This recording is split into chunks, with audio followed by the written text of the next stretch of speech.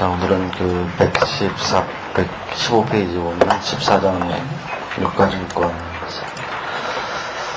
자, 이제 유가증권에는 크게 이제 두 가지가 있어요. 하나는 그 지분증권이라는 게 있고, 지분증권. 또 하나는 이제 채무증권이라는 게 있어요. 이 두 가지가 있어요. 그 지분증권의 가장 대표적인 게 주식이고, 그 다음에 채무증권의 가장 대표적인 게 뭐냐면 사채예요. 그래서 저번에는 이제 저번 주나 이럴 때, 저번 주나 어제나 주식에 대한 얘기하고 사채에 대한 얘기를 한 거예요. 이렇게. 요거는 뭐 13장에서 한 거고, 요거는 뭐 11장인가에서 한 거고, 이렇게 한 거죠. 이렇게. 이제는 그거를 이제 투자자 입장에서 어떻게 할 것인가, 그거에 대한 얘기를 한 거예요. 그래서, 요거 두 개. 그래서 이제 시험에서는 뭐 다른 건 안 돼요. 대부분 다 주식 아니면 사채 둘 중에 하나예요. 물론 이거 말고 이제 국공채를 넣을 수도 있는데, 국공채나 사채나 똑같은 거니까 별 차이점이 없어요. 자, 그래서 이제 15페이지에 여기 보시면 지분증권하고 채무증권이 있는데, 거기 동그라미 일리를 읽어보시고, 못 알아는 거 한번 보시면 되죠. 그 종류는 그 밑에서 써놨어요. 동그라미 2번 바로 밑에 지분증권에는 보통주, 우선주, 수익, 자산유동화, 출자증권, 신주인수권, 콜옵션, 풋옵션이 있고, 세무증권에는 국채, 공채, 사채, 자산유동화 채권이 있다. 보게 되겠죠. 전부 그냥 읽어보시면 돼요. 자, 이제 이 유가증권에 대해서 뭔 얘기를 할 거냐면, 네 가지 얘기를 해야 되는데, 자, 첫 번째, 인식에 관한 얘기. 자, 두 번째, 평가에 관한 얘기. 자, 세 번째, 얘가 양도에 관한 얘기. 처분에 관한 거예요, 처분. 그 다음에 마지막으로 네 번째, 손상에 관한 가지 얘기를 하는 거예요. 이렇게 네 가지 얘기를. 그러면 이제 인식이라는 건 뭐냐? 인식은 회계 처리하는 걸 인식이라고 얘기했으니까, 자, 인식이라는 거는 이제 회계 처리하는 거예요. 여기다 차변에다 유가증권이라고 쓰고, 뭐 계정 과목을 유가증권이나 계정 과목을 안 쓰지만, 자, 유가증권이라고 이렇게 쓰고, 배변에 현금이라고 써서 이렇게 인식하는 거예요. 그러면 요 밑에 있는 양도라고 하는 것은 뭐냐면, 처분이라고 하는 것은 이 유가증권을 팔아버리는 거예요, 이렇게. 이 유가증권이라고 하는 것을 우리가 이제 돈 받고 팔아버리는 거죠. 이렇게 현금을 받고. 그러면 여기다 이제 처분액이 계산되게 될 거예요, 이렇게. 자, 그러면 우리가 인식을 언제 하는 것인가? 언제? 그 다음에 양도할 때는 언제 양도에 관한 회계 처리해야 되는 것인가? 이걸 정리해야 되잖아요. 언제 하는 것이냐면, 통제할 수 있을 때 하는 거예요. 16페이지에 보시면, 가로 1번의 인식을 보시면, 유가증권은 당해유가증권을 통제할 수 있을 때 자산으로 인식한다. 이렇게 되어 있죠. 자, 뒤쪽에 보면 이제 처분에 관한 얘기도 있는데, 자, 처분도 24페이지에 보시면 5번에 유가증권의 양도가 있는데, 거기도 보시면 유가증권의 통제를 상실할 때 대체협회에서 제거한다. 이렇게 되어 있어요. 24페이지에 보시면, 24페이지에 오면. 그러니까 우리는 자, 언제 인식하고 언제 양도하느냐 하면, 통제할 수 있을 때 하는 거예요. 통제 가능할 때. 또는 통제 가능할 때 우리는 인식하는 것이고, 통제할 수 없을 때 우리는 처분에 관한 것이라는 거예요. 그럼 통제라는 것은 뭐냐면, 통제는 일반적으로, 법적 소유권이 있을 때 통제가 가능해요. 법적 소유권을 보유하고 있을 때, 그때 통제가 가능하다고. 법적 소유권이 있으면 다 내 마음대로 할 수 있는 거야. 그 16페이지를 다시 와보시면, 자, 그럼에도 법적 소유권이 없음에도 불구하고 통제할 수 있는 경우가 있어요. 그 얘기는 이제 각주 1번에다 써놨어요. 16페이지 밑에 각주 1번에다 써놓은 건데, 그것이 이제 뭐냐면은, 일반적으로 법적 소유권이 있어야 되는데, 우리나라 유가증권 시장에서는, 우리나라 유가증권이나 또는 코스닥 시장에서는 거래를 할 때 어떻게 거래를 하냐면은, 오늘 거래를 하게 되면 소유권이 이틀 후에 넘어와요. 그러니까 오늘이 그 3월 25일인가? 6일인가? 17일인가? 뭐 며칠이면 어때요? 오늘 25일날, 3월 25일날 거래를 했다 그러면은, 이것이 이틀 후, 3월 27일날 결제를 하는 거예요, 이렇게. 그래서 법적 소유권은 3월 27일날 법적 소유권이 넘어오기 때문에, 그래서 뭐가 되냐면 3월 27일이 돼야지 법적 소유권이 넘어오니까 그때 통제할 수 있게 되는 거라고. 그럼에도 불구하고 우리는 실질적으로 유가증권이 이런 유가증권 시스템을 갖고 있다 하더라도 3월 25일날 우리가 이날 현재 매매를 해서 우리가 취득을 하게 되면 실제로 법적 소유권이 없음에도 불구하고 요거에 대해서 내가 통제할 수 있어요. 내가 사자마자 곧바로 오늘 또 팔 수도 있는 거니까 그걸 데이 트레이드라고 하잖아요. 오늘 샀다 오늘 파는 걸. 이게 가능하다고. 따라서 우리는 이거에 대해서 3월 25일날 취득을 했기 때문에 법적 소유권이 3월 27일 넘어온다 하더라도 내가 25일 현재로 통제할 수 있다고. 따라서 우리는 회계 처리할 때 3월 25일자로 회계 처리한다. 그런 뜻이에요. 예? 자, 그건 뭐 그냥 상식적인 얘기일 뿐이니까 그냥 통제할 수 있을 때 인식한다. 그러면 충분한 거죠. 그러면 이제 16페이지에 보면 우리 이제 계산 문제를 할 때는 그냥 간단하게 했네요. 간단하게 뭐라고 했냐면은 처분했다, 샀다, 그냥 낸다고. 그러면 이제 16페이지에 오시면 가로 2번의 원가가 있는데, 취득 원가는 거기 보시면 파란색 글씨로 제공한 대가의 시장 가격에 취득 부대 비용을 포함한 가액으로 한다. 이렇게 되어 있죠. 자, 그래서 이제 유가증권을 이렇게 취득하게 되면, 자, 유가증권을 취득할 때 나는 대가를 줄 거예요. 현금을 주거나, 뭐, 기타 등등등등의 수많은 자산들을 줄 거라고 했어요. 자, 이것에 뭘로 하는 거냐면, 이것에 제공한 대가에 공정가치로 한다. 그런 얘기예요, 이렇게. 요거를 이제 시장에다 갖다 팔고, 그 돈을 가지고 유가증권을 샀다 이렇게 보면 되는 거잖아요. 그 현금 등의 공정가치로, 제공대가의 공정가치로 하는데, 취득할 때는 부대 비용들이 있어요. 취득 부대 비용. 우리가 유가증권을 시장에서 사게 되면 뭘 내야 되냐면은, 거래 수수료를 내야 돼요. 예. 거래 수수료를 우리가 증권회사에다 지급을 해야 된다고. 이 거래 수수료를 지급하게 되는데, 이 거래 수수료가 부대 비용이라고. 따라서 이 거래 수수료까지 포함해서 취득원가를 계산해야 된다고. 그래서, 현금 등으로, 현금과 같은 부대가요, 부대 비용이. 그러면 이 부대 비용까지 포함해서 이걸 이제 취득원가로 이렇게 계산하는 거예요. 그래서 항상 모든 자산의 취득원가는 다 똑같은 거예요. 모든 자산의 취득원가는 구입 대가에다가 플러스 부대 비용을 이렇게 더하는 거예요. 이렇게 언제나 이렇게 더하는 거죠. 자, 그런데 이제 그 밑에 보시면, 박스 바로 밑에 보시면, 그 박스 바로 위에 보면 취득원가에 대한 설명이 있죠. 비용에는 뭐 거래 수수료나 세금을 포함하며 금융비용이나 보유에 따른 비용은 제외한다. 이렇게 되어 있어요. 자, 그 밑에 보시면 이제 박스 바로 밑에 보시면은 유가증권의 취득원가는 취득 시점에 유가증권 공정가치와 취득부대비용의 합계금액을 초과할 수 없다. 이렇게 되어 있어요. 자, 그럼에도 불구하고 이 유가증권은 자, 뭘 초과할 수 있냐면 이 유가증권의 공정가치에다가 이 부대비용을 더한 금액을 이걸 초과할 수 없는 거예요. 이렇게 이 금액을 초과하면 안 되죠. 자, 그러면 이제 부대비용이 없다고 생각한다면 유가증권을 우리가 제공대가의 공정가치로 하는데 그 유가증권은 공정가치를 초과하면 안 되는 거예요. 가장 대표적인 것이 뭐냐면 예전에 이런 거 했었어요. 유형자산의 취득을 해서 우리가 불가피하게 유가증권을 취득한 경우가 있었다고. 채무증권을 국공채, 도시개발공채를 취득한 게 있었어요. 자, 그런 경우에 그 도시개발공채를 얼마에 사냐면 현금 100만 원을 주고 액면가로 산다고요. 자, 그러면 그 유가증권이 얼마의 가치를 갖고 있냐면 이 유가증권이 실제 공정가치는 70만 원밖에 안 되잖아요. 그래? 그러면 이제 제공대가의 공정가치로 한다 그러면 현금이라고 하는 금액이 취득원가가 되는데 실제로 이 유가증권이라고 하는 것의 공정가치는 70만 원밖에 안 되니까 이렇게 70만 원을 이렇게 추가해서는 절대로 안 되는 거예요. 그럼 나머지 금액은 뭘로 처리하냐면은 이 나머지 금액은 발생 원인별로 처리하는 거예요. 발생 원인이라는 게 유형자산에서는 이것이 유형자산의 취득을 위해서 불가피하게 취한 거니까 얘가 유형자산의 취득원가가 되는 거고, 예? 만약에 거래상대문으로 속아서 샀다. 네? 나도 속고 국민도 속고 다 속았대잖아요. 네? 오늘 한국노총 위원장이 그랬잖아요. 전 위원장이 나도 속고 국민도 속고 네? 그 비례대표 의원 하나 주기로 했는데 안 주고 그제 서만 속하는 거잖아요. 예. 아무튼간에 그 속아서 샀다. 그건 뭐야? 그건 비용 처리한다. 그런 얘기예요. 그렇게 발생원인에 따라서. 그래서 거기 보시면 뭐라고 되어 있냐면은 여기 16페이지에 보시면 거기 박스 바로 밑에 보시면 그 뭐라고 되어 있냐면 세 번째 줄에 자, 동초과액은 관련 자산의 취득원가에 가산하거나 취득 즉시 손상투성을 인식하는 등 그 성격에 따라 처리한다. 이렇게 되어 있죠. 그 밑에 예를 들어놨어요. 예를 읽어보시면 뭐 예전에 얘기했던 유형자산 얘기가 쓰여져 있고 이래요. 또 보시면 그냥 말로만 그냥 아시면 되고 이 유가증권 챕터에서는 실제로 이렇게 공정가치보다 더 주고 산 경우는 다루지 않아요. 공정가치보다 이렇게 더 주고 산 경우는 유형자산의 취득에서 다른 것으로 충분한 것이고 다른 데서는 다루지 않기 때문에 그 얘기를 하고 있는 것이다. 그 정도로 생각하시면 돼요. 자, 이제 17페이지에 오면 자, 유가증권의 분류와 공시가 있는데 자, 유가증권을 어떻게 분류할 것인가 하는 건데 자, 유가증권에는 거기 단기매매증권이라는 게 있고 자, 유가증권은 이제 세 가지로 분류가 돼요.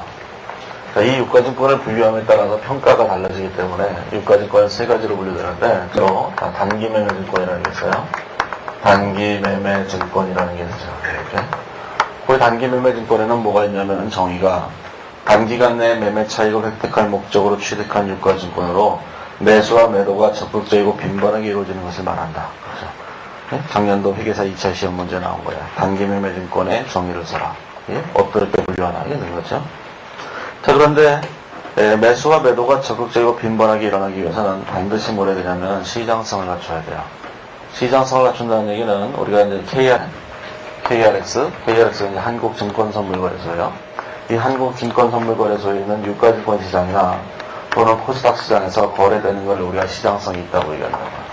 여기서 거래되지 않으면 우리가 매수와 매도를 적극적이고 빈번하게 할 방법이 없어요. 그래서 반드시 시장성을 갖춰야 된다는 거예요. 하지만 기준에서는 시장성을 갖춰야 된다는 요건을 정해놓고 있지는 않아요. 그러니까 그 문장 앞에 있는 파란색 문장 중에 그걸 읽어보면 시장성이 반드시 있어야 된다는 거예요. 그래서 시장성이 없는 경우에는 딴 데로 분류 변경해야 된다는 얘기가 다른 기준에 또 있어요. 그래서 어쨌든 간에 시장성은 반드시 있어야 되는 거죠. 자, 그러면 만기보증권은 뭐냐면 그 만기보증권도 작년도 회계사 2차 시험 문제 그것도 쓰라고 했는데 자, 만기보증권은 만기가 확정된 채무증권으로서 만기라는 게 반드시 있어야 돼요. 만기가 있으려면 반드시 채무증권해야 돼요. 주식 같은 경우는 만기가 없기 때문에 만기가 확정된 채무증권으로서 만기까지 보유할 적극적인 의도와 능력이 있는 경우 그런 경우에 당해증권을 말하는 거예요. 따라서 파란색 글씨를 보시면 제일 마지막에 지분증권은 만기보증권으로 분류할 수 없다 이렇게 되어 있죠. 자, 이제 만기보증권은 당연히 채무증권인데 이 채무증권으로서 두 가지를 갖춰야 되는 거예요. 만기까지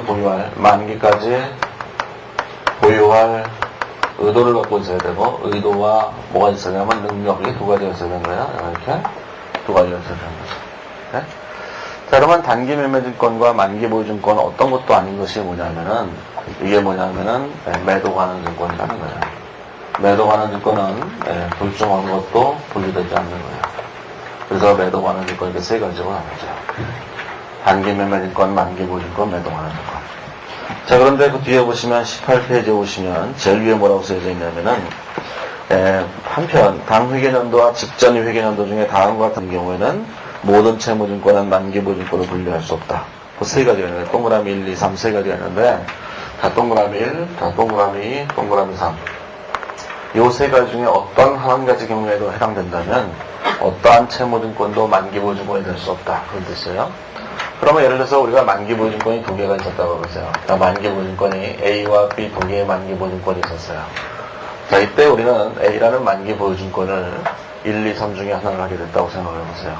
예를 들어서 1번이 뭐냐면 만기보증권을 만기일 전에 매도한 사실이 있는 경우를 되죠. 이 만기보증권을 1번에 나온 것처럼 만기일이 되기 전에 얘를 처분해버렸다 그런 얘기야. 만기까지 보유하겠다고 얘기해놓고 중간에 처분해버렸잖아요. 그러면 요 B라고 하는 유가증권 얘도 만기보증권으로 분류할 수 없다는 거예요. 그러니까 얘를 처분하는 그 즉시 얘는 만기보증권이 아니기 때문에 매도관한증권으로 개정을 바꿔줘야 돼요. 예? 또 C라고 하는 채무증권을 새롭게 사면서 얘를 만기보증권으로 분류하겠다라고 얘기를 해도 안 된다는 거예요. 이렇게? 그 얘기하고 있어야 되는 거죠. 그래서 그 얘기가 동그라미 1번, 동그라미 2번, 동그라미 3번인데 이 세 가지는 뭐 나중에 읽어보시면 돼요. 세 가지 공통점이 뭐냐면은 만기일이 되기 전 팔아버리거나 팔려고 하는 경우예요. 이게. 그래서 거기 동그라미 1번은 만기일이 되기 전에 팔아버린 거고 동그라미 3번은 매도관한증권으로 분류변경했다는 얘기는 만기일이 되기 전에 팔려고 했다는 거예요. 의도를. 동그라미 2번을 보시면 발행자에게 중도상환권을 행사한 사실이 있다는 얘기는 발행한 사람을 찾아가서 상환해달라고 요구했다는 거예요. 만기까지 기다리지 않고. 그건 중도에 매각한 거랑 별 차이점이 없다는 거죠. 그래서 이 세 가지 중에 어느 하나에 나오면 어떠한 증권도 만기보증권으로 분류할 수 없다. 이렇게 되어 있어요. 자, 그 다음에 이제 그 밑에 공시를 어떻게 할 것인가 라는 건데, 자, 이거는 이제 공시를 할 때 이렇게 공시하는 거예요. 자, 이제 공시를 할 때 어떻게 공시하냐면은 이렇게 공시가 돼요. 자, 우리가 이제 단기매매증권은 무조건, 거기 이제 대차대표가 오른쪽에 19페이지에 있으니까, 대차대표에 이렇게 돼 있어요. 자, 우리가 이제 유동자산과 투자자산으로 분류를 해야 되는데, 자, 유동자산과 투자자산으로 분류를 해야 되는데, 자, 단기매매증권은 무조건 뭐가 되는 거냐면은 유동자산으로 분류하는 거고, 만기보증권과 매도관한증권은 투자자산으로 분류가 되는 거예요. 건기보증권과 매도관한증권 중에도 1년 이내에 현금화된다면 걔는 반드시 유동자산으로 분류를 해야 돼요. 따라서 이 만기보증권과 매도관한증권 중에는 이쪽으로 분류되는 것도 있어요. 그래서 만기보증권, 매도관한증권 이렇게 분류를 하죠. 자, 만기보증권 중에서 유동자산으로 분류되는 건 1년 이내에 만기가 도래해야 돼요. 만기 도래분 이래야 돼요. 자, 매도 관한 주권도 1년 이내에 만기가 도래하거나 1년 이내에 처분할 예정인 경우. 자, 이런 경우에는 1년 이내에 현금화할 수 있기 때문에 이걸 유동자산으로 분류해야 된다는 거죠. 시험에 무진장만이네요. 말로 하는 문제가 이 챕터에서는 말로 하는 문제, 항상 한 2문제 정도가 나와요. 항상 시험에 말로 하는 거 하나, 계산 문제 하나. 뭐 계산 문제가 뭐 둘을 내올 수도 있겠지만, 그래서 아무튼 간에 이게 굉장히 많이 나오는 거예요. 이게. 유동자산으로 분류하냐, 비유동자산으로 분류하냐 이게 나오기 때문에 이걸 꼭 기억을 하셔야 돼요. 네. 자, 그 얘기는 이제 분류에 관한 얘기니까, 거기 있는 그 18페이지 제일 밑에 있는 공시에 관한 그 설명을 읽어보지 않으셔도 19페이지에 있는 그림 14-1만 보면 어디로 분류하는지를 그냥 아실 수 있을 거예요. 자, 그림 14-2는 뭐 여태까지 한 얘기를 그냥 막 요약하는 건데, 그렇다는 거예요. 별로 신경 쓰지 마시고. 자, 그러면 이제 유가증권을 평가를 해야 돼요. 자, 어떻게 평가할 것인가 하는 건데, 자, 유가증권을 평가할 거예요. 자, 평가하기 전에 이제 우리는 여기서 무슨 얘기를 해야 되냐면은, 자, 이런 거예요. 자, 우리는 크게 지분증권과 채무증권 두 가지가 있다는 얘기예요. 자, 주식이 있고, 자, 채권이 있고, 이게 두 가지가 있는 거죠, 이렇게. 두 가지가 있는 거예요. 주식과 사채, 이게 두 가지가 있는 거예요. 두 가지가 있는데, 매매증권에는, 자, 주식도 있고, 채권도 있어요, 이렇게. 만기보증권에는 주식은 절대로 있을 수 없어요. 만기가 있어야 되는 거니까, 이거 채권만 있어요. 매도 관련 증권에는 주식도 있고 채권도 있어요. 이렇게 돼 있다고. 자, 이렇게 돼 있다고 할 때, 그 의미가 무엇을 말하냐면, 채무증권이 이제 세 가지로 구분이 되는 거잖아요. 자, 채무증권이 세 가지로 구분되는데, 세 가지로 구분될 때, 얘는 뭐냐면은, 그냥 팔아버리겠다는 거예요. 단기간 내에. 뭐, 오르기만 하면, 내일 팔아도 좋고, 내일 모레 팔아도 좋고, 수시로 사고 팔고 할 거예요. 수시로, 이게 사고 팔고, 이렇게 할 거예요. 이렇게. 네, 이렇게 할 거예요. 그 다음에 만기보증권이라고 하는 것은 뭐냐면 안 팔 거예요. 안 팔고 만기까지 그냥 갖고 있다가 이 회사채를 발행한 사람한테 가서 돈 달라고 할 거예요. 그래서 이거는 안 팔 거예요. 안 팜. 이렇게. 자, 그 다음에 매도 관련 증권은 뭐냐면 팔아버릴 거예요. 팔아버릴 건데 언제 팔 거냐면 상당한 기간이 지난 후에 팔 거예요. 꽤 보유. 그 다음에 처분할 거예요. 그냥 끝까지 갖고 있겠다는 생각은 없는 거예요. 그러면 이제 채무증권은 세 가지가 있는 거잖아요. 당장 팔아버릴 것, 뭐 상당 기간이 지나면 팔 것, 절대로 안 팔 것, 이렇게 세 가지가 있잖아요. 그러면 주식인 경우에도 뭐가 되냐면은 당장 팔아버릴 게 있는 거고, 상당 기간 동안 안 팔 게 있는 거잖아요. 언젠가는 팔겠지만, 그러면 여기도 안 팔 게 있어야 되잖아요. 절대로 안 팔 거. 그 안 팔 것이 다음 챕터에 나오는 지분법 적용 투자 주식이에요. 자, 지분법 적용 투자 주식이라는 게 이제 다음 챕터에 나오는데, 이 지분법 적용 투자 주식은 주식 중에서 하나. 이렇게. 개념적으로는 따라서 지분법 주식은 만기보증권에 대칭되는 개념이거든요, 실질적으로. 하지만 처리 방법이 전혀 달라서 지분법 주식은 다음 챕터에 나왔네요, 별도로. 굉장히 중요한 거예요, 이 지분법 주식이. 자, 그러면 이제 이렇게 됐을 때, 이 챕터에서는 이제 이 지분법 주식 얘기는 안 하는 거니까, 이 나머지 얘기들만 하죠. 지분법 주식은 이제 나중에 지분법으로 평가하는 거니까 여기서는 이런 것들을 어떻게 평가할 것인가 이런 생각하는 건데 평가 방법에는 딱 두 가지밖에 없어요. 하나는 원가법이고 하나는 지법이에요. 그래서 공정가치법에서는 여기 보면 20페이지 보면 공정가치법의 장단점이 있는데 그건 나중에 주관식 할 때 하시면 돼요. 장단점은 이미 시험에 출제했는데 1996년에 출제했어요. 그 장단점은 뭐 지금 안 하셔도 돼요. 장단점 이런 것들은 지금 하나도 할 필요 없어요. 특별한 경우를 제외하고는 뭐 수입선출법의 장단점 이런 것들을 제외하고는 이 정도를 제외하고는 거의 할 게 없어요. 어차피 다 주관식에 나오는 거기 때문에 장단점들은 지금부터 주관하고 외워봤자 살아가는데 그래요. 어차피 그때 가면 다 까먹기 때문에. 그리고 여러 번 공부하다 보면 장단점들이 그냥 생각이 나요. 너무 다들 조급해서 그렇죠. 자, 그 21페이지에 오면은 자 이제 그럼 공정가치가 뭔가? 공정가치가 뭔가? 이게부터 이제 되는 거예요. 이게 도대체 뭔가? 21페이지 오면 재료용은 공정가치 정의가 있는데, 그건 이미 재무회계 개념책에서도 공정가치가 뭐다 이런 얘기를 했으니까, 공정가치는 합리적인 판단력과 거래 의사가 있는 독립된 당사자 간의 교환 계획을 공정가치라고 하는 거예요. 이 정의를 쓰라고 한 것도 1999년도 회계사 2차 시험 문제예요. 그래서 정의를 쓰라고 했어요. 공정가치가 이제 기준 여러 군데 나오는데, 공정가치 정의는 모듈이 다 똑같아요. 하나도 빠짐없이. 자, 그러면 공정가치를 이제 어떻게 할 것인가 이제 정해야 되는데, 크게 우리는 유가증권이 크게 두 종류가 있어요. 지분증권과 채무증권이 있고, 그 다음에 거기에 다시 시장성이 있는 경우와 없는 경우, 이게 두 가지가 있다고.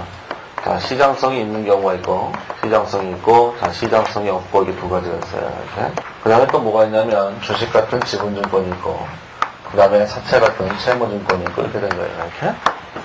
자, 그래서 이 공정가치가 이제 뒤에 보면 요약이 돼 있어요. 그 본문에 뭐 써있지만, 결국 23페이지에 오면 그림 14-4에 요약되어 있는 거거든요. 그림 14-4를 보시면, 자, 지분증권과 채무증권이 있는데, 자, 시장성이 있는 경우에는 뭐를 공정가치라고 보냐면은, 시가를 공정가치라고 보네요, 시가를. 시가라고 하는 것은 뭐냐면, 시장가격을 말하는 거예요, 가격. 시장가격이 공정가치. 시장가격이라고 하는 것은, 시장성이 있다는 얘기는 무엇을 말하냐면, 우리나라에서 KRX에 상장되어 있는 것을 말한다, 이렇게 얘기했잖아요. KRX에 상장되어 있는 걸 말하고요. KRX는 두 가지로 구성되어 있어요. 하나는 유가증권 시장이라는 게 있고, 하나는 코스닥 시장이라는 게 있고, 이게 두 가지가 있어요. 예. 하나는 유가증권 시장, 하나는 코스닥 시장이에요. 그래서 한쪽은 영어로 되어 있고, 한쪽은 한글로 되어 있잖아요. 그래서 이제 한글로 되어 있는 걸 영어로 바꾸자는 주장을 하는 사람, RNG라는 사람도 있잖아요. 예. 그래서 이거를 이제 코스피 시장이라고도 해요. 코스피, 이걸 코스피라고 하고, 이걸 코스닥이라고 하거든요. 이렇게. 그래서 아무튼 간에 뭐 유가증권 시장과 코스닥 시장 두 가지가 있다는 얘기예요. 두 가지가 있는데 이 두 군데의 시장에서 거래되는 걸 우리는 시장성이 있다고 하는 거예요. 거기에 거래되지 않으면 시장성이 없어요. 예? 일부 주장에 따르면은 그런 얘기를 하는 사람들도 있다는데 사채는 무조건 시장성이 있다 이렇게 얘기하는 사람도 있다는데 그건 사실과 다른 거예요. 사채도 상장되어 있어야 시장성이 있는 거예요. 상장되어 있지 않으면 시장성 없어요. 예? 그래서 그런데 우리가 왜 이걸 잘 모르냐면은, 사채는, 신문에 안 나오거든요. 신문에 시세표가 안 나오잖아요. 근데 우리가 모르는 거예요. 예, 그리고 이 사채 같은 경우는 우리가 투자할 정도의 돈이 우리가 없기 때문에, 이걸 뭐, 우리가 뭐 한두 푼 투자하는 게 아니라, 그래서 우리가 간접 상품으로 투자를 하거든요, 대부분. 펀드 같은 데 넣어서, 이게 국공채 사채를 산다고. 아무튼 간에 뭐 상장돼 있어요. 이게 상장돼 있는 거예요. 얘네 두 개를 상장이라는 건 없는 거죠. 근데 이 상장이라는 건 우리나라만 있는 것이 아니라 외국에도 이 비슷한 시장이 있잖아요. 외국에도 뭐가 있냐면은 뉴욕 증권거래소가 있고, 그 다음에 나스닥이라는 데가 있잖아요. 나스닥. 이런 데가 있잖아요. 이렇게. 그 다음에 일본에도 동경 증권거래소가 있고, 그 다음에 자스닥이라는 게 있어요. 이렇게. 이 자식들이 저거 닥닥닥 그러잖아요. 이게 그게 되는 거예요, 이게. 그 다음에 뭐, 런던 증권거래소, 무슨 뭐, 프랑크푸르트, 파리, 이게 다 시장성이 있는 거예요, 전부 다. 예? 시장성이 있다는 것은 우리나라의 유가증권 시장, 코스닥 시장 같은 어떤 증권거래소, 외국의 증권거래소 이런 데 거래되는 게 다 시장성이 있는 거예요. 자, 그래서 이 시장성이 있다고 할 때, 대부분 이제 우리나라에 있겠지만, 시장성이 있다면 이 시가는 뭘로 보냐면, 대처표일의 종가를 봐요. 대처표일의 종가. 대처표일의 종가를 시가로 본다고. 자, 대처표일의 종가라고 하는 것은 우리 12월 31일이 있는데 12월 31일에 종가를 말하는데 가격이라는 게 이제 하루 종일 변해요. 9시에 증권거래를 시작해서 오후 3시에 증권거래가 끝날 때까지 주가가 아침에 가격을 시작해서 이제 하루 종일 이렇게 가격이 오르락내리락 이렇게. 이때 끝나는 가격, 이거를 종가라고 얘기하는 거예요. 종가, 엔딩 프라이스라고 얘기하는 거예요. 이렇게 끝나는 가격. 자, 그래서 3시에 끝나는 가격을 우리가 종가라고 하는 거예요. 예? 그래서 주식시세표 보면 나오잖아요. 종가 얼마. 그 다음에 이걸 시가, 이거 고가 얼마, 저가 얼마 이렇게 나온다고요. 이렇게. 그래서 이게 종가예요, 종가. 그래서 대체표일의 종가를 말한다는 거죠. 그럼 대체표일이 12월 31일이에요. 12월 31일에 종가를 말한다. 그런 뜻이죠. 자, 그런데 이제 시간이 흘러가면 이제 12월 31일 현재 종가를 말하는데, 문제는 12월 31일이 노는 날이라는 거예요. 네? 우리는 일하지만 그들은 놀아요. 네? 한국증권선물거래소가 12월 30일에 논다고요. 그래서 12월 30일 현재 종가가 없어요.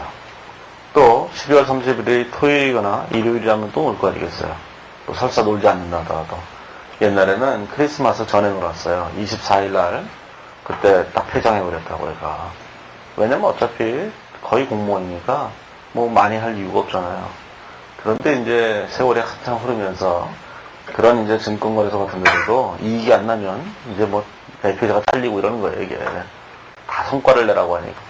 다 성과를 내라. 그러다 보니까 이제 하루하루 날짜를 미루다 보니까 12월 30일까지 하는 거예요. 그러다 보면 이제 12월 30일 현재가 녹는다니까 가격이 없어요. 그런 경우에는 직전 거래일에 가격을 하는 거예요. 직전 거래일이 예를 들어서 12월 29일에 하면 12월 29일에 종가를 가지고 얘기한다. 그런 얘기야.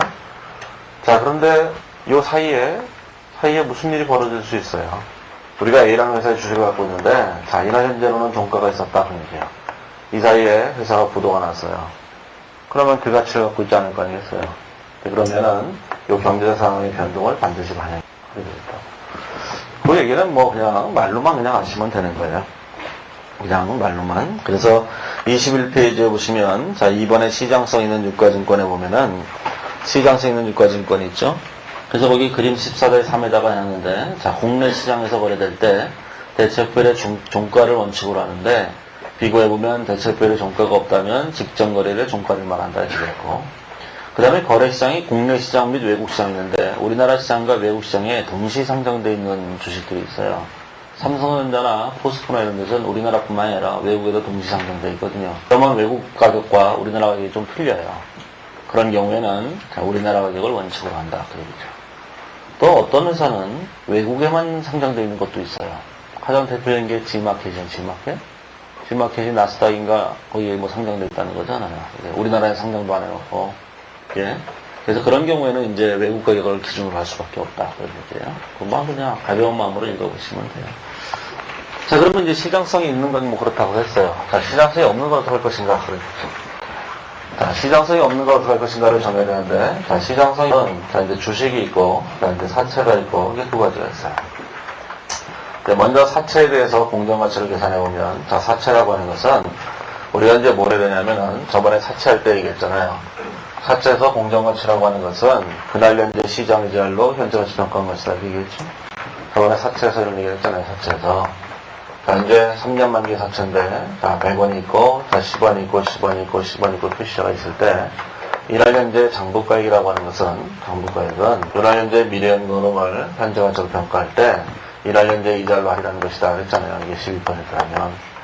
근데 이날 현재 공정가치라고 하는 것은 이날 이후에 미래연금을 현재가치로 평가하는데 이날 현재 이자율로 평가하는 것이다. 그렇게 얘기했잖아요. 시장 이자율이.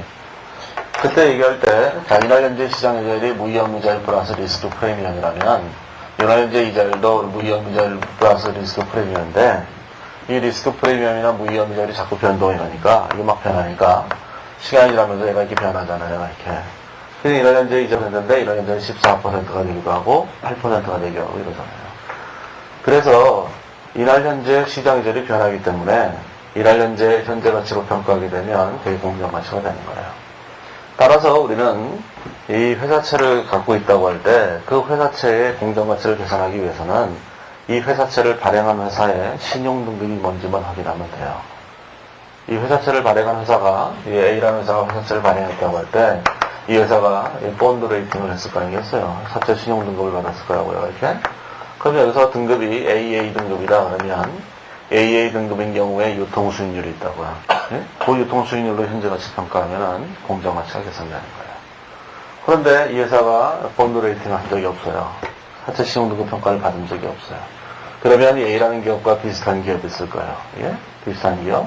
B라는 기업이 비슷한 기업이다. 유사한 기업이 있으면 유사한 기업을 찾아서 유사한 기업의 본드 레이팅을 찾아보는 거예요. 이 회사의 등급이 뭔지 찾아보는 거죠. 찾아보는 거예요. 그래서 이 회사의 등급이 BBB 등급이다 그러면 이 회사도 BBB라고 한주하고 그 이자를 하면 되는 거죠. 정 하나 안 되면 그냥 국민이자도 하면 되는 거예요. 아무튼 중요한 문제는 채권은 이날 현재 현행시장자만 제대로 추정하기만 하면 현재 가치로 계산하는 게 별로 어렵지 않기 때문에 우리가 시장성이 없다 하더라도 사채의 공정가치는 아주 쉽게 계산을 할 수 있다는 거예요. 그나마. 그게? 자, 그런데 주식인 경우에는, 자, 주식인 경우에 어떻게 되냐면은, 주식인 경우는 이거예요. 자, 주식인 경우에 어떻게 평가할 것인가 하는 건데, 원래 주가라고 하는 것도, 주식의 가치라고 하는 것도, 원래는 뭐냐면은, 그 회사가 미래에 배당을 해줄 때, 그 배당금의 현재 가치로 계산하는 거거든요. 그러다 배당금의 현재 가치로 계산하는 건 거의 불가능에 가까운 거예요. 배당금을 얼마 줄지를 모르니까. 그래서 또 다른 방법은 이런 방법이 있을 수 있어요. 저번에 이제 영업권 얘기할 때 얘기했던 것처럼 이 회사의 자산과 부채의 공정 가치를 계산해 보는 거야. 식별 가능한, 그러니까 오뎅집의 식별 가능한 공정 가치를 계산해 보자, 순자산에. 그 다음에 그 회사의 영업권의 가치가 얼마인지를 계산해 보는 거야, 이렇게. 자, 이걸 계산해 보면, 자, 이걸 합한 금액이 자본의 크기가 될 거 아니겠어요. 다 공정 가치로 계산했으니까. 얘를 주식수로 나누게 되면 이게 주당 공정 가치라고 계산될 거예요, 이렇게. 계산하는 방법이 그냥 한 가지 방법만 설명을 하는 거예요. 이 방법 말고도 여러 가지 방법이 있겠지만, 그래서 주식의 계단 공정 가치가 얼마인지를 계산할 수 있다. 자, 시장성이 주식의 공정 가치를 어떻게 하냐? 계산할 수 있다. 그런 얘기예요. 계산할 수 있어요. 자, 그런데 계산할 수 있는데 문제는 어디에 있냐면 이런 데 있어요. 문제는, 자, 얘네들을 어떻게 계산할 것인가? 이거죠. 얘네들을 계산하려고 할 때 그냥 누가 와서 그냥 공짜로 계산해 주는 게 아니거든요. 일단 돈이 들어가요. 예를 들어서 여기 있는 토지나 건물 같은 걸 공정 가치를 계산하고 그러려면 기계장치 이런 걸 계산하려면 감정평가사의 도움을 받아야 되고, 그 다음에 뭐 하다못해 그 회사를 평가하는 전문 회사의 도움을 받아서 해야 되는데 그 공짜로 해주지 않거든요. 5천만 원을 줘야 될지 1억을 줘야 될지 모르잖아요. 그래야지 이 회사의 공정 가치를 계산해낼 수 있는 게 전부 다. 자, 게다가 그것만 있는 건 아니죠. 그것만 있으면 간다할 텐데 그런 게 아니라 더 많은 문제가 있어요. 지금 A라는 회사가 B라는 회사의 주식을 갖고 있는 거거든요. 얼마나 갖고 있느냐? 아주 미미하게 갖고 있는 거예요. 이게 예를 들어서 웅지에서 여기 우리의 주식을 갖고 있다고 생각을 해보세요. 주식을 갖고 있는데 한 5% 갖고 있다고 생각을 해보세요. 이게 5%밖에 안 갖고 있는 거예요. 지분을 많이 갖고 있으면 나중에 좀 밑에 있는 지분법 주식이 되기 때문에 많이 갖고 있을 수가 없어요. 그럼 이제 여기서 외부 감사를 받는다 이렇게 얘기한다면, 이 회사의 주식을 갖고 있으니까 이 회사를 이제 평가를 해야 될 거 아니겠어요? 비상장 회사니까. 그러면 이제 그쪽 회계사들이 와서 얘기를 하겠죠? 여기 와서 찾아올 거 아니겠어요? 아침에 양복을 입고 007 가방을 들고 딱 오겠죠. 오면서 어디서 오셨습니까? 했더니만 우리는 웅지의 외부 감사인입니다. 이 얘기할 거 아니겠어요? 그래서요. 아니, 웅지가 우리 회사의 주식을, 우리 회사의 주식을 5% 갖고 있으니까, 그거를 우리가 비상장 회사이기 때문에 공정 가치를 평가하기 위해서 조사를 나갔다는 거죠. 그러면 얘기할 거 아니겠어요, 여기서. 누구 마음에 들어요? 그럴 거 아니겠어요? 웅지는, 이 회사에 대해서 아무런 영향력도 없어요. 5% 갖고는. 그래서 뭐라고 떠들면, 아이고, 시끄러워, 저 자식들. 이러고 끝낸다, 그게. 왜 저러는 거야, 도대체? 이렇게 얘기하죠. 그렇기 때문에, 위 회사에 대한 정보를 알아낼 방법이 없는 거예요, 하나도. 알려 주겠어요? 안 알려 준다고. 그러니까, 이 회사의 내부 정보를 알아낼 방법이 없기 때문에, 영업권의 가치가 얼마인지는 계산할 수가 없는 거예요. 뭘 알아야 계산하잖아요, 알아요. 탐문수소라도 하고, 골방에다 가둬 놓고, 고문도 하고, 부어보고, 이래야지만 뭐가 되는 것이지. 자, 그렇기 때문에 뭐가 되는 거냐면은 계산할 수는 있지만 현실적으로 계산할 수 없다는 거예요. 그래서 34페이지에 보시면 거기 두 가지 써놨는데 34페이지에 보시면 거기 보면은 뭐라고 되어 있냐면 제일 마지막에 보면 동그라미 1, 2, 3이 있어요. 동그라미 1, 2, 3은 뭐냐면은 공정가치를 측정하는 것이 불가능한 이유에 대해서 설명해 놓은 거예요. 1번에 공정가치를 측정하는데 비용이 너무 많이 든다. 2번에 기업이 설립된 지 얼마 되죠. 미래연금으로 예측할 수 있는 기초자료가 없다. 3번째, 유가증권을 발행한 기업의 내부 정보를 알 수가 없다. 이런 것들 때문에 현실적으로 계산할 수 없는 거예요. 그래서 여기는 이 공정가치를 계산할 수 없는 건 아니지만 현실적으로 계산할 수 없다는 거예요. 이론적으로는 계산이 가능한데 그 회사 정보를 알아내면 가능한데 현실적으로 못한다는 거죠. 이렇게. 자, 그런데 이쪽은 현실적으로 못할 수가 없어요. 이자를만 알아내면 되기 때문에. 그 회사를 굳이 가갖고 그 회사를 수색하지 않아도 등급만 알면 되기 때문에 별로 어렵지 않다고요. 따라서 우리는 나중에 유가증권을 평가할 때 채무증권은 무조건 공정가치로 평가해주면 되는 거고, 그 다음에 지분증권인 경우에는 이 경우에 공정가치를 측정할 수 있는지 없는지를 판단하게끔 한 거예요. 이렇게. 자, 그건 뭐 좀 이따가 얘기를 하면 돼요.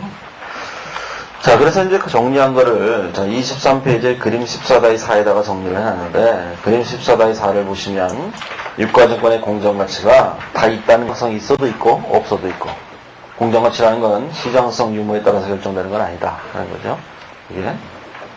다만 공정가치의 대표가 뭐냐면은 시가가 공정가치의 대표일 뿐이지 여러 가지 얘기를 하는 건 아니다는 거예요. 이렇게. 자, 그러면 23페이지 보면 그럼 어떻게 평가할 것인가 하는 건데 단계로 평가를 해야 되죠. 평가를. 자, 그러면 단기매매증권과 만기보유증권 매도관을 어떻게 평가할 것인가 하는 건데 이 단기매매증권은 그 뒤에 보시면 그림이 있어요. 24페이지에 그림을 그려놨죠. 그림을 그려놨는데 지분증권과 채무증권으로 나눠서 해놨어요. 이렇게. 자, 지분증권이 있고, 자, 지분증권이 있고, 자, 이제 채무증권을 이렇게 나눠서 해놨어요. 나눠서. 자, 단기매매증권 경우에는, 자, 무조건 뭘로 평가냐면, 자, 무조건 공정가치로 평가하는 거예요. 자, 공정가치로 평가하는 거예요. 이렇게. 공정가치로 평가하는 거예요. 자, 그 다음에 만기보유증권인 경우에, 자, 지분증권은 해당사항이 없어요. 해당사항이. 자, 그래서 채무증권은 뭘로 평가하냐면, 채무증권은 유효자율법을 적용한 삼각구 취득원가로 평가하는데, 그 방법을 우리는 원가법이라고 얘기하는 거예요. 원가법, 원고인가요? 자, 원가법. 네? 자, 보면 좀 이따가 얘기할 거예요. 그 그림에 보면 나오죠? 원가법에서 오른쪽 끝에 유효자율법 적용 이렇게 나와있잖아요.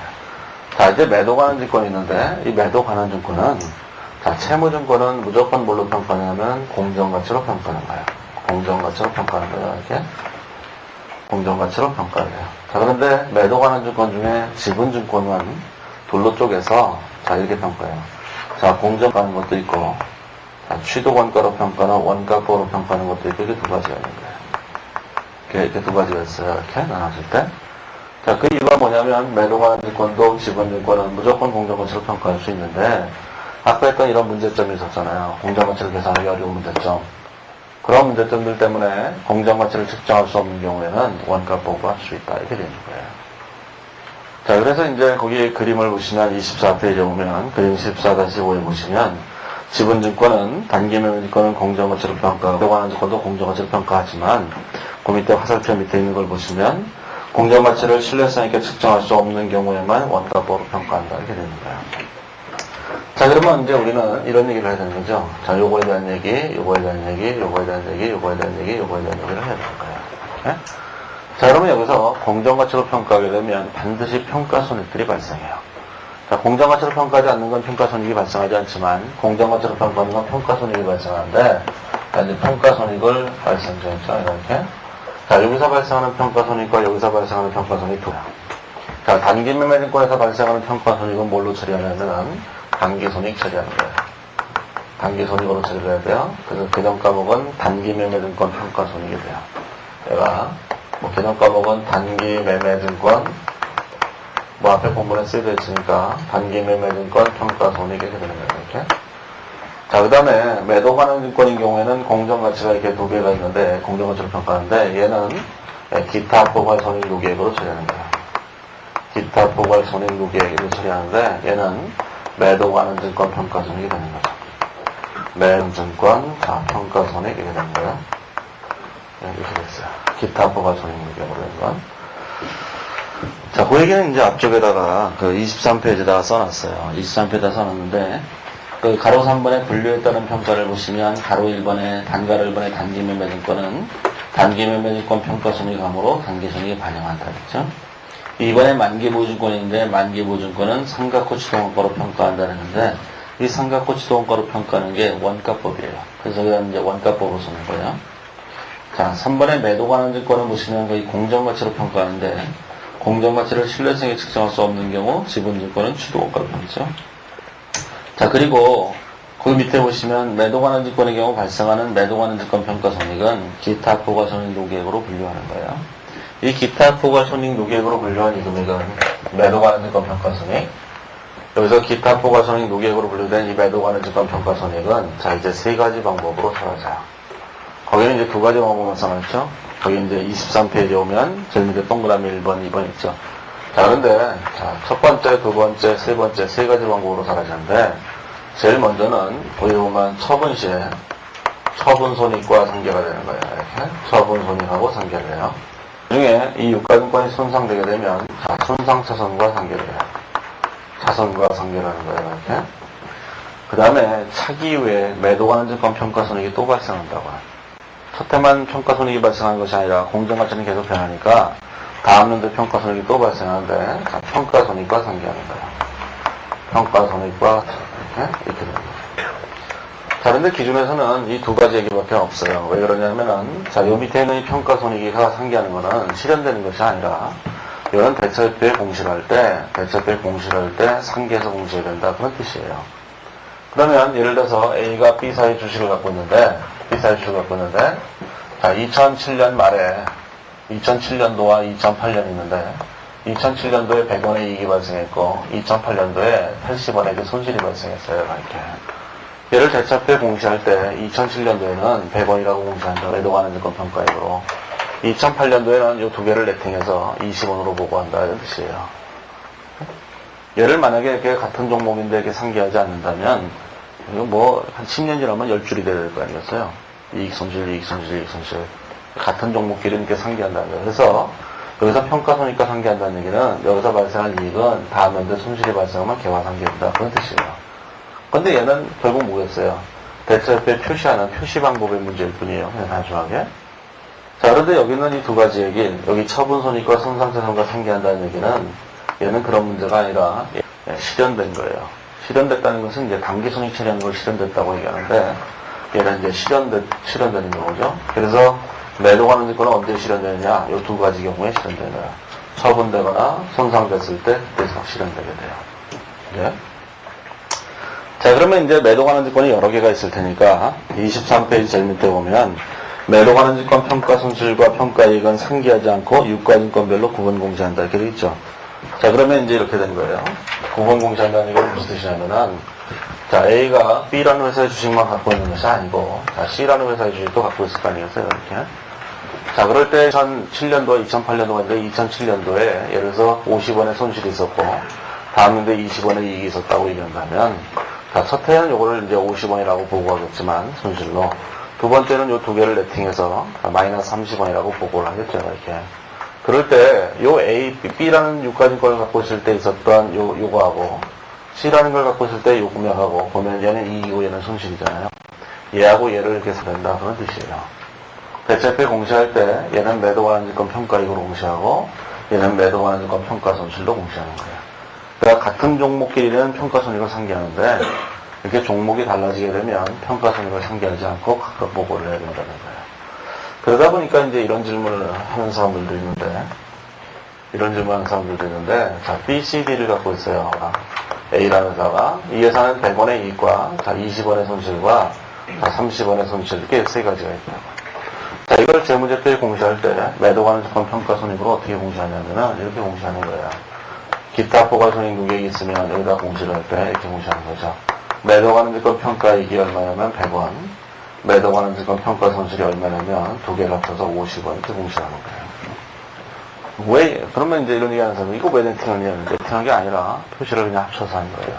그래서 제가 옛날에는 그냥 이렇게 종목별로 네팅하는 것이고 종목이 다르면 네팅할 수 없다 이런 얘기를 했더니 나중에 이제 주관식 문제집, 2차 문제집을 보더니만 유가증권이 한 3, 4개 있는 경우를 문제를 냈는데 이렇게 돼 있는데 이걸 네팅해서 이렇게 써놨더니만 왜 이렇게 썼냐는 거죠. 이렇게 안 쓰고. 개별적으로 써야 된다는 게 그 사람 주장은 평가에 100원, 평가손실 20원, 평가손실 30원. 이렇게. 그래서 저는 이런 생각을 했죠. 미래가 심각하다는 걸 알았어요. 그때부터. 삼성생명은 어떡하란 말이에요. 삼성생명 유가증권이 한 2, 300개 있어요. 그럼 이거 하나 쓰는데 2, 300줄을 써야 되죠. 그럼 그놈의 재무제표는 매도가능증권 평가손익 재무제표죠. 자산을 다 합쳐도 한 30개밖에 안 되는데 이놈의 매도가능증권 평가액이 몇 개예요? 2, 300줄이에요. 계속 넘어가면 평가액, 평가손익 이거 있는 거죠, 이게. 생각을 해보세요, 생각을. 네? 아니, 상식이 통해서요, 상식이. 상식적으로 그렇잖아요, 상식적으로. 그래? 당연히 손실은 손실끼리 묶고, 이익은 이익끼리 묶는 거죠. 예? 자, 아무튼 간에 뭐, 이익과 손실은 서로 상기할 수 없다는 얘기예요, 이렇게. 그리고 이익은, 이익이 나는 종목들만 이렇게 묶어놓은 거고, 얘는 손실이 나는 종목들만 이렇게 묶어놓은 거예요. 이렇게 묶어놓은 거예요. 자, 표시가 이제 저렇게 된다는 걸 아시면 돼요. 자, 일단은 그냥 뭐 23페이지에 있는 거기 제일 마지막에 있는 문장만 하시면 되는 건데. 자, 그러면 이제 이런 생각을 해보죠. 자, 어떤 생각을 해보면 되냐면은, 자, 이런 게 돼 있어요. 자, 이제 뭐 공통탄 치고 이제 이렇게 생각을 해보죠. 그 뒤에 가보시면은 이제 6번에 유가증권의 손상이 있어요. 자, 유가증권의 손상이 거기에 이제 9가지 요건이 있죠. 그는 이제 재고자산에서 손상 요건 4가지 있는 거, 유형자산에서도 손상 요건 4가지 있는 거, 그랑 마찬가지로 유가증권에도 손상 요건이 모두 9가지가 있어요. 예. 그런데 그 9가지 제일 마지막 문단에 이런 게 있죠. 유가증권이 상장 폐지되어 시장성을 잃더라도, 그 동그라미 9번 바로 밑에 시장성을 잃더라도 그것은 손상의 증거는 되지 않는다. 신용등급이 하락한 사실도 손상의 증거는 되지 않는다. 이렇게 돼 있어요. 자, 그러면 그 두 가지가 됐죠. 상장 폐지, 시장성을 잃는 경우. 자, 상장 폐지하는 경우. 자, 상장 폐지되는 경우가 손상 요건이 아니라는 거예요. 이렇게. 그 다음에 상장 폐지됐다는 경우는 이제 시장성을 상실하는 경우예요. 그 다음에 또 뭐가 되냐면 신용등급이 하락한 경우. 신용등급이 하락한 경우도 이것도 결코 손상의 요건은 아니다. 그런 얘기죠.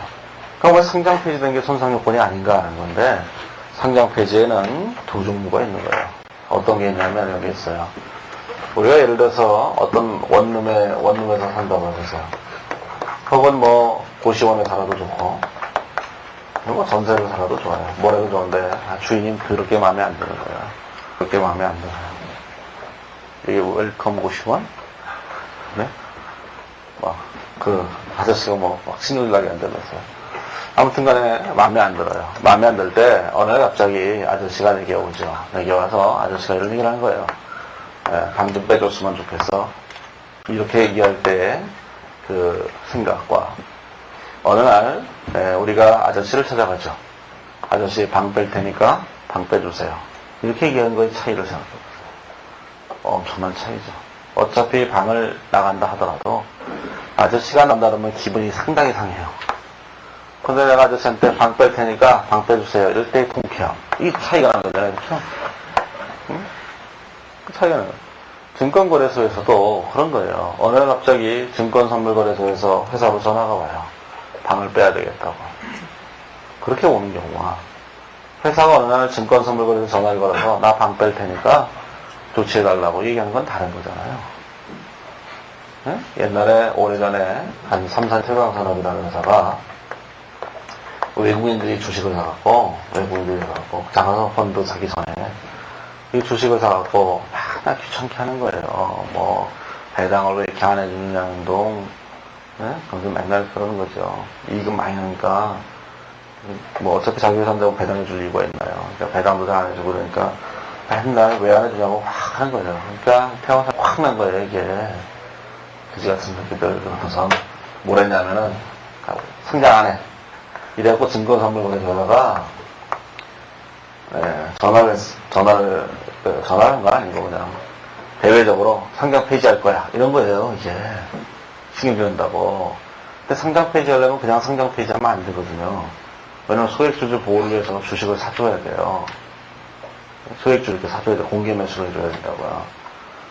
뭐 다른 요건도 있지만 그래서 이제 증권 분석하는 사람들이 이걸 분석했다고요. 과연 이 회사가 상장 폐지가 가능한가? 소액주주의 주식을 다 사줄 수 있나? 근데 보유한 현금으로 보유 주식을 다 살 수 있다는 거예요. 그래갖고는 이제 주가가 연일 상한가를 갔죠. 그렇잖아요. 그래서 며칠 동안 거래량도 얼마 없는데. 그래서 이제 증권선물거래소 가서 무릎 꿇고 빌고 외국인도 가서 빌고 봐주세요. 저 잘못했어요. 조심해 이 자식들아. 이러고 끝난 거죠. 이런 상장 폐지는 뭐야? 회사의 가치가 없어진 게 아니고 그냥 상장 폐지를 한 거잖아요. 예전에 했던 한미은행의 상장 폐지, 옥션의 상장 폐지가 그런 거예요. 근데 상장 폐지는 또 이런 거 있어요. 패트앤 큐리텔처럼 남고 싶은데 쫓겨나는 경우가 있어요. 그런 경우는 이제 그런 거죠. 그래서 상장 폐지도 쫓겨나듯이 하는 거는 거의 9가지 요건에 해당해요. 그 1번부터 9번까지의 9가지 요건에 해당해서 상장 폐지가 되면 걔는 상장 요건인데 걔는 상장 폐지 때문이 아니라 이 앞에 것 때문이라는 거예요. 이렇게. 또 신용등급 하락도 이 앞에 9가지 요건이 있으면 신용등급이 떨어져요. AA 등급에서 B 등급으로 막 떨어진다고 해요. 그런데 이 신용등급 하락 때문에 뭐가 된 거냐면 손상이 된 게 아니고 요 앞에 있는 얘 때문에 손상이 된 거다 그런 얘기예요. 그리고 신용등급 하락이라고 하는 것은 수시로 AA 등급이었던 것이 A 등급으로 떨어지기도 하고 B 등급으로 떨어지기도 하다가 다시 이게 올라서 A 등급이 되기도 하고 막 이런 거예요. 등급 자체가. 등급을 평가할 때마다 등급이 오르락내리락 해요. 근데 그냥 이렇게 오르락내리락 하는 것은 이게 손상 대상이 아니다 그런 얘기예요. 네? 그런데 이게 떨어진 것 자체가 얘 때문이다. 그러면 손상 대상이다. 그런 뜻이에요. 그러니까 이거 자체만으로는 손상 대상이 아니라는 거예요. 자, 그 앞가지 요건을 보다 객관식에서는 그 밑에 있는 두 가지 요건을 하는 게 더 중요하죠. 저 두 가지가 손상 대상이 아니다. 라고 하는 것이 더 중요한 거지만. 자, 그러면 이제 24페이지 오면, 자, 그림 14-5가 있는데, 자, 그림 14-5를 볼 때, 거기 보면 이제 채무증권 얘기를 잠깐 해야 돼요. 자, 채무증권에 대한 얘기를 하는데, 채무증권에 이제 세 가지가 있는 거죠. 하나, 둘, 셋, 이렇게 되는 거죠. 이렇게. 그 세 가지 얘기를 이제 해야 되겠다는 거죠. 자, 이걸 지워버리고, 이제 이렇게 생각을 해보세요. 다 지워버리고, 자, 요 세 가지 얘기를 하는 거예요. 세 가지. 세 가지 얘기를 하는 거예요. 이렇게. 자, 세 가지 얘기를 할 때, 자, 얘가 있고, 얘가 있고, 얘가 있는 거예요. 이렇게 세 가지가 있죠. 자, 그런데 거기 보시면, 채무증권에 보면은, 유효자율법을 적용한다 이렇게 돼 있어요. 얘가, 자, 유효유자율법을 적용한다고 돼 있고, 얘도 유효유자율법을 적용한다고 돼 있는 거예요. 이렇게. 그렇죠? 자, 그런데 얘는 얘기가 없잖아요. 자, 그런데 기준 어디에 보냐면은, 뒤쪽에 가보시면 뒤쪽에다 써놨는데, 29페이지에 보면 연구에 이런 말을 써놨어요. 연구에 보시면 채무증권의 유효자율법 적용에 대해서 뭐라고 써놨냐면 유가증권기준서 문단 32에서는 자 뭐라고 써있냐면은 모든 채무증권의 이자 수익은 할인 또는 할증차금의 상계액을 가감하여 인식한다고 규정하고 있다. 이렇게 돼 있어요. 자, 맞은 문장이라는 것도 아셔야 돼요. 객관식 문제 말로 나오면 그것이 모든 채무증권의 이자 수익은 할인 또는 할증차금의 상계액을 가감하여 인식해야 돼요. 자, 할인 또는 할증차금의 가감액을 인식한다는 게 무슨 뜻이냐면 유효자율법을 적용한다는 뜻이에요. 그런 논지에 따른다면 얘도 당연히 유효자율법을 적용해야 된다. 이렇게 되는 거예요. 이렇게. 자, 이제 유효자율법을 왜 적용하는지에 대해서 이제 얘기를 해보죠. 자, 먼저 만기보증권에 대해서 얘기를 해보는 거예요. 만기보증권은 아까 뭐라고 하냐면 삼각호치도원가로 평가한다 이렇게 되어 있었어요. 삼각호치도원. 그 삼각호치도원가로 평가하는 게 유효자율법을 적용한다는 뜻이에요. 삼각호치도원가로 평가한다는 것이. 앞에 보시면 뭐라고 되어 있냐면은, 자, 23페이지에 보시면, 가로 2번에, 그 분리에 따른 평가의 가로 2번을 보시면, 만기보증권은 삼각호치도원가로 평가하여 대차표에 표시한다. 삼각호치도원가는 채무증권의 취도원가에 할인 또는 할증차금의 상각누적액을 가감한 금액을 말하는 이렇게 되어 있죠? 자, 그러면 이제 이렇게 된 거예요. 자, 취도원가가 90원이지만, 만기가 되면 100원이 될 거예요, 이렇게. 그러면 만기보증권이라고 하는 것은 뭐냐면 얘를 만기까지 그냥 계속 갖고 있을 거거든요. 만기까지 갖고 있을 거기 때문에 세월이 이렇게 흘러가게 되면 만기 되면 딱 100원이 되겠죠. 자, 그런데 요 90원과 요 100원의 차이. 자, 투자자 입장인 지금 투자자는 90원을 투자를 했는데 매년 표시제도 받지만 3년이 지나고 나면 100원이라고 하는 원금도 받을 거예요. 근데 저번에 장기선채권 채무에서 얘기했듯이 빌린 돈보다 더 준 건 다 있잖아요. 그럼 빌려준 돈보다 더 받은 건 다 이자잖아요. 근데 내가 지금 90원에 유가증권을 샀다는 얘기는 나중에 이 90원을 받으면 되는데 90원보다 더 받았으니 100원을 받았으니까 요 10원의 차이는 이자다. 이렇게 생각할 수 있을 거예요. 이렇게? 이자. 그래서 이제 발행자 입장에서 볼 때는 요 금액이 사채 할인 발행 차금이니까 걔를 이자 비용으로 인식한 거예요. 투자자 입장에서 볼 때는 90원을 투자해서 나중에 100원을 받았으니까 요 10원도 이자로 인식해야 되겠다. 그런 뜻이에요. 그 이자를 이제 정액법으로 하는 거는 합리적이지 않다고 얘기를 했으니까 유효자율법에 따라서 인식하게 되는 거죠. 따라서 유효자율법, 첫째는 요만큼을 생각해서 인식하고, 두 번째는 요만큼을 생각해서 인식하고, 세 번째는 요만큼을 생각해서 인식하게 되는 거예요. 자, 이 회계 처리는 요 금액만큼 생각을 한 거는 사채 회계 처리를 거꾸로 한 거랑 똑같은 것이라서 사채에서 우리가 유효자율법을 적용하게 되면 장부가액이 90원에서 요 금액 자꾸 변해가거든요. 따라서 만기보증권은 사채 회계 처리를 거꾸로 한 거랑 똑같아요. 나중에 해보시면. 자, 이제 여기서 뭘 생각해야 되냐면, 만기보증권이 왜 유효자율법을 적용해야 되는가? 그거만 이해하시면 돼요. 만기보증권은 요 10원이라는 거를 이자로 획득하기 위해서 만기까지 보유하는 거예요. 그러니까 그 금액을 당연히 이자로 인식하는 건 너무도 당연한 거예요. 자, 그러면 이제 그걸 왜 원가법이라고 하냐, 근데. 그래서 이제 만기보증권을 뭘로 평가하냐, 이렇게 얘기하면, 유유자법으로 평가하는 것이다. 이렇게 얘기하는 무식한 인간들이 있는 거예요. 예? 뭐 수험생이 그러면 뭐 이해하는데. 아무튼 간에, 그게 너무 무식한 행위예요. 뭐 무식한 게 죄는 아니에요. 무식할 수도 있는 거죠. 자, 이게 무슨 얘기냐면은, 우리는 취득원가와 액면가액이 일치하지 않게 되면, 자, 요 차이를 조정하는 방법으로서 뭐가 있냐면, 유효이자는 것과 정액법이라는 게 있는 거예요, 이게. 자, 그리고 얘는 또 별개고, 이 유가증권을 공정가치로 평가할 거냐 말 거냐에 대해서, 원가법으로 평가하는 평가 방법과, 공정가치로 평가하는 평가 방법, 이게 두 가지가 있는 거예요. 만기보증권은 이 중에서 유효자법만 적용하고, 그리고 공정가치로 평가하지 않기 때문에 원가법이다, 이렇게 얘기하는 거예요. 평가 방법이 뭐냐 이렇게 물어보면 원가법이냐 공정가치법이냐 이렇게 답을 해야지 유효자율법 정액법 이렇게 답하면 안 돼요. 그러면 평가 방법이 뭐냐 만기보증권 평가 방법은 이렇게 써야 되잖아요. 유효자율법을 허용하고 정액법은 절대로 안 된다 이렇게 얘기해야 되잖아요. 그거는 평가 방법이 아니라 할인 차금에 대한 생각 방법이에요. 할인 발행 차금에 대한 생각 방법은 평가 방법과 다른 거예요. 그래서 요게 평가 방법이 뭐냐 이렇게 물어보면 원가법이 되는 거죠.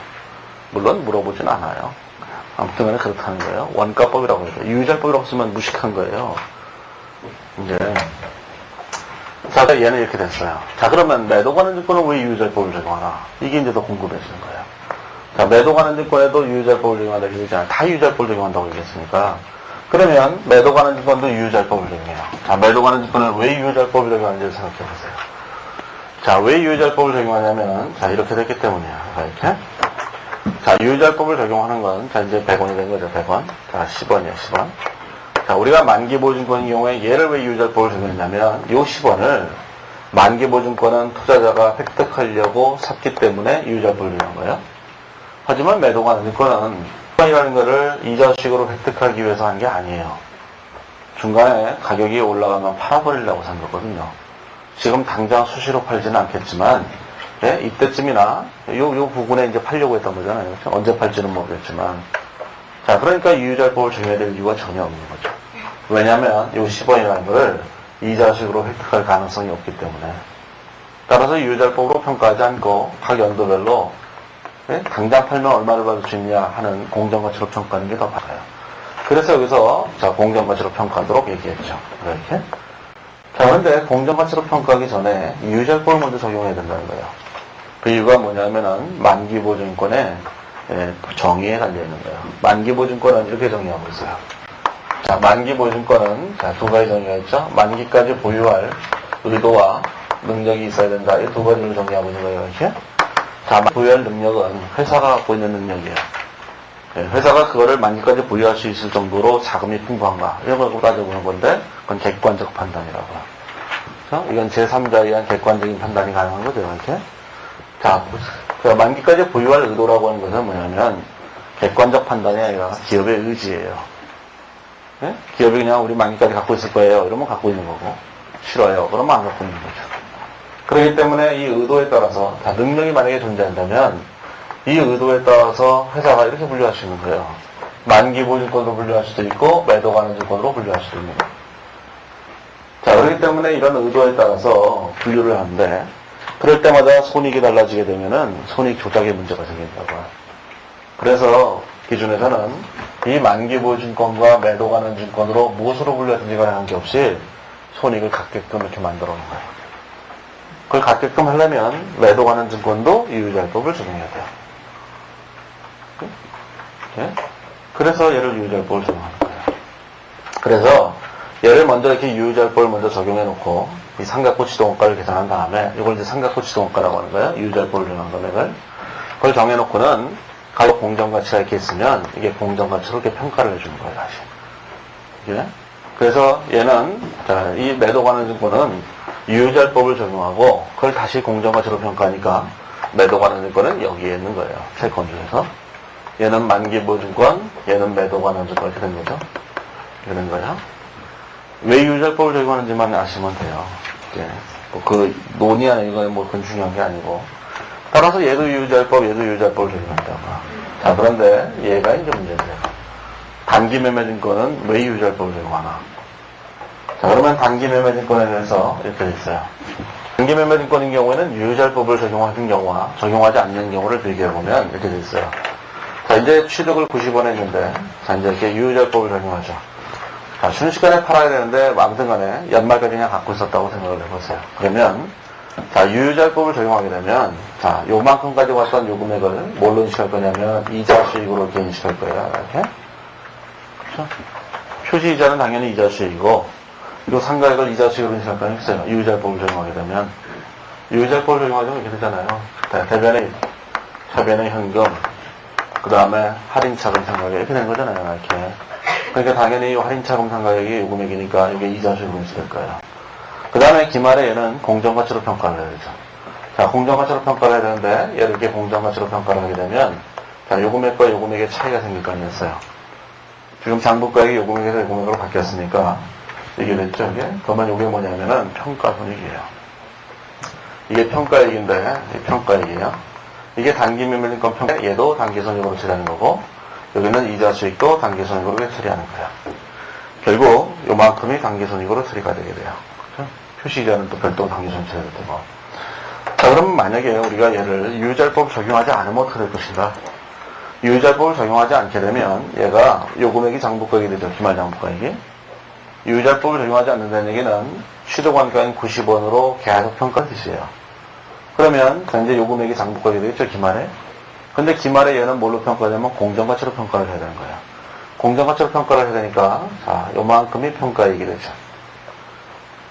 그래서 요만큼이 평가액이 되는 거니까 뭐가 되는 거냐면 자, 평가액, 공정가치로 평가, 이 유효자율법을 적용하지 않을 때는 얘가 평가액이고 유효자율법을 적용하자면 얘가 평가액이고 얘가 이자 수익이에요.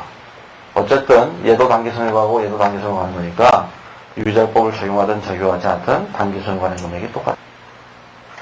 자, 그런데도 불구하고 굳이 유효자율법을 적용할 필요가 있느냐?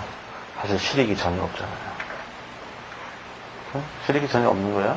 자, 그런데 이 단기 매매증권에 대해서도 유효자율법을 적용하는 책들이 있어요. 기준의 문구에 따라서 정확하게. 자, 그런데 제가 예전에 그런 얘기 해줬죠? 아이젠하워 얘기 해줬죠? 이게? 아이젠하워 얘기 해줬잖아요. 여기 잔디가 왜 죽었어?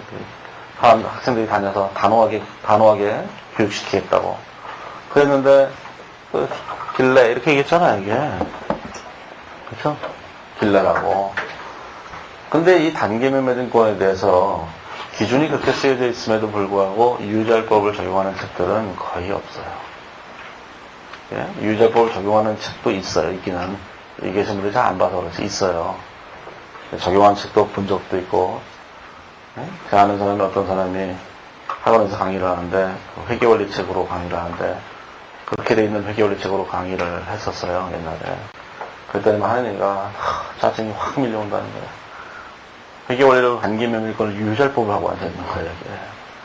당장 내일 팔아버릴 건데. 이렇게 오래 가지고 있을 것도 아니죠. 그런데 우리 시험사는 굉장히 오래 갖고 있어요, 단기 매매증권을. 몇 년 갖고 있어요. 그래야 문제가 되기 때문에, 솔직한 얘기로 단기 매매증권이라는 것 자체가 일반 기업이 갖고 있을 필요가 없다고요. 왜 갖고 있을 필요가 없냐면은, 수시로 매수와 매도를 적극적이고 빈번하게 하는 회사들은, 그걸 증권회사라고 하거든요. 그렇기 때문에 일반 기업들은 갖고 있을 수가 없는 거예요. 보면은 뭐라고 되냐면, 단기 매매증권은 일반 상매매 기업이나 상기업이나 이런 기업들은 단기 매매증권으로 분류할 유가증권이 없을 거다. 이렇게 얘기를 했다고요. 그래놓고 꼭 이 자식도 있고 단서를 내잖아요. 그렇다고 해서 상기업에서 단기 매매증권이 없다고 할 수는 없다. 상기업에서도 돈이 10억이 남아서 직원 하나 고용해서 야, 너 주식 투자해봐. 맨날 사고 팔어. 이렇게 할 수도 있는 거잖아요. 아니, 그럴 수도 있죠, 뭐. 그래? 잘하는 사람 데리고 와서 수익을 주면 될 거 아니겠어요? 그렇죠? 그럴 수도 있어요. 그럴 수도 있기 때문에 꼭 없다고는 할 수 없다, 이렇게 얘기한 거죠. 우리 시험에서는 그래서 있는 거예요, 얘가. 어쩔 수 없이. 자, 그래서 기준은 아무리 그렇게 되어 있다고 하더라도 이러한 현실적인 이유 때문에 단기 매매증권은 유효자율법을 적용하지 않는다고. 그게 이제 대부분의 사람들이 담합하고 있어요. 기준을 무시한 채. 기준을 무시하지 말고 해야 된다 이렇게 주장하는 사람들이 있지만 담합을 이겨낼 수는 없죠. 예? 자, 그래서 얘에 대해서는 유효자율법을 적용하지 않아요. 이건 유효자율법을 적용하지 않고 있는 거예요. 뭐 모르겠어요. 다들 기준에 그렇게 써 있는데 그냥 무시하고 있는 것인지, 기준에 그렇게 써 있는지도 모른 채 그냥 가고 있는 것인지 그건 알 수 없지만 아무튼 대부분이 안 하고 있다는 거예요. 그 대부분이 유효자율법은 요거 두 개만 하는 거예요. 얘는 안 하고. 하지만 문장은 어떻게 됐어요? 다 유효자율법을 적용한 것이다. 이렇게 돼 있다는 거예요. 예? 자, 문장하고 그 차이를 좀 이해를 해보시면 되죠. 자, 이제 여기까지 얘기한 거는 이제 우리가 유가증권에 관한 기본적인 얘기를 하는 거예요. 자, 우리는 이제 뭘 할 거냐면은 이 단계명령을 구체적으로 평가할 때 어떻게 할 것인가. 요거에 대한 얘기를 할 거고. 그 다음에 만기보증권 어떻게 하는 것인지, 요 매도 관련된 건 어떻게 하는 건지, 얘는 어떻게 하는 것인지, 얘는 어떻게 하는 것인지 이렇게 하는 거예요. 그러면 하나, 둘, 셋, 넷, 다섯 이렇게 하면 되죠. 시험에서는 얘를 많이 내고, 예. 매도 관련 주권 중에서 공정가치로 평가하는 것, 그거 하고, 얘네 셋을 비교하는 문제를 많이 내요. 이 세 개를 비교한다고, 세 개. 비교하기도 하고, 그 중에 하나만 내기도 하고, 뭐 이래요. 그래서 시험에 가장 많이 나오는 것은 얘하고가 가장 많이 나오고, 그 다음에 요거를 세 개를 비교하는 걸 쓰는 거예요. 뭐 뒤쪽에서 뭐 얘기하면 되니까. 자, 이제 26페이지에 보면 제2절에 단기매매증권이 있는데, 이제 단기매매증권부터 이제 하나씩 얘기를 하는데, 26페이지에 오면, 자, 가로 1번에 보면 취득원가가 있죠. 취득원가는 아까도 얘기했지만, 제공대가의 시장가격에 부대비용을 합한 것이다. 이렇게 얘기했죠. 제공대가의 공정가치에 취득부대비용을 포함한 가격이다. 이렇게 얘기했는데, 자, 유가증권을 여러 번에 걸쳐서 다른 가격으로 취득하게 되면 반드시 원가 흐름의 과정이 필요한 거예요. 나중에 팔아야 되니까. 그래서 뭐가 되냐면은, 이렇게 있잖아요. 자, 예를 들어서 3월 15일, 자, 3월 20일, 9일, 22일, 이때 한 주를 사고, 한 주를 사고, 한 주를 샀죠. 이때 500원에 샀고, 이때 550원에 샀고, 570원에 샀어요. 그런데, 자, 1월 18일 날, 28일 날 처분을 했죠. 한 주를 처분했어요. 한 주를 처분했는데, 얼마에 처분했냐면, 560원에 팔았다고요, 이렇게. 그러면, 자, 뭘 팔았는지를 생각해야 될 거 아니겠어요? 거기에서 원가 흐름의 가정이 필요한 거야. 그래서, 얘를 팔고 싶겠죠? 그래야 이익이 나니까. 그렇게 하면 선입선출법. 얘를 팔았다고 하면 후입선출법. 평균적으로 팔았다 그러면 이동평균법 이렇게 되는 거예요. 그런 원가 흐름의 가정을 다 똑같이 사용할 수 있다는 거죠. 그래서 파란색 글씨를 보시면, 개별법, 총평균, 이동평균, 기타 함정목을 사용할 수 있다. 이렇게 되는 거예요. 예. 하지만 우리가 아무리 그렇게 열심히 해도 증권에서 단말기는 평균을 내버려요.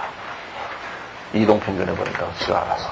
예? 옛날부터 우리나라는 유가증권에 대해서 이동평균법과 총평균법을 인정해왔기 때문에 그 방법 외에 다른 방법을 사용하는 회사가 없어요.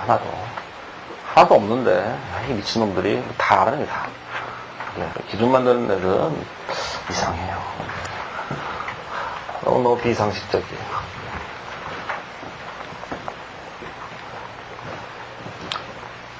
자, 그 다음에 그러면 그거를 유효자율이 아니라 개별법, 총평균, 이동평균, 기타 함정인 방법을 사용하는데 종목별로 사용이 된다는 거야.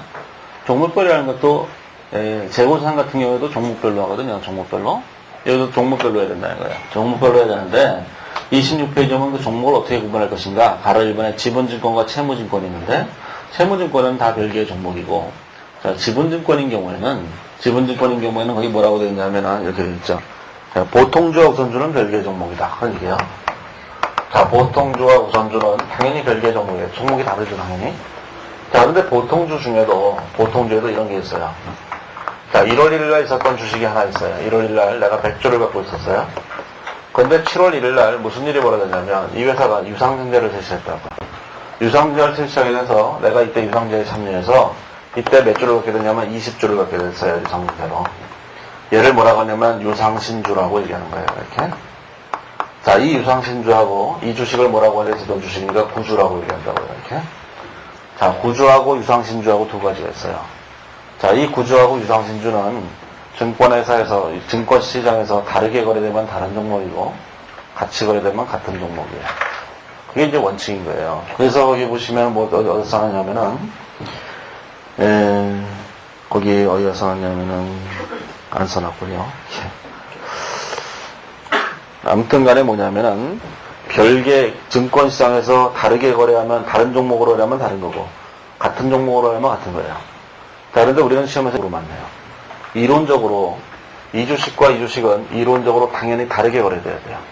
다르게 거래되는 얘기는 뭐냐면 이 구주는 배당금을 줄 때 1년치 배당금을 줘야 되고 이 유상신주에 대해서는 날짜 계산해서 6개월치의 배당금만 줘야 된다고 해요. 이렇게 실제로 날짜 계산해서 실제로 그렇게 줘요.